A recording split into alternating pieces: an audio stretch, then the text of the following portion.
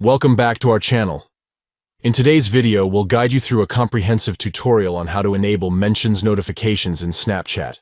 If you want to stay updated whenever someone mentions you on Snapchat, this guide is for you. Let's get started. Step 1. Open the Snapchat app on your device. Look for the familiar yellow icon with a white ghost and tap on it to launch the app. Step 2. Once the app is open, locate the profile icon in the top left corner of the screen. It usually looks like a silhouette of a person. Tap on it to access your profile details. Step 3. Now, in the top right corner of the screen, you'll find the gear icon. This is your gateway to the Snapchat settings. Tap on it to proceed. Step 4. Within the settings, scroll down until you find the notifications option.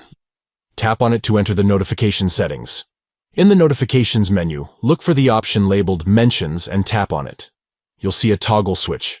Simply enable it to receive notifications whenever someone mentions you on Snapchat. By following these simple steps, you can easily enable mentions notifications and stay updated on any mentions you receive on Snapchat. Thank you for watching, and we'll catch you in the next video.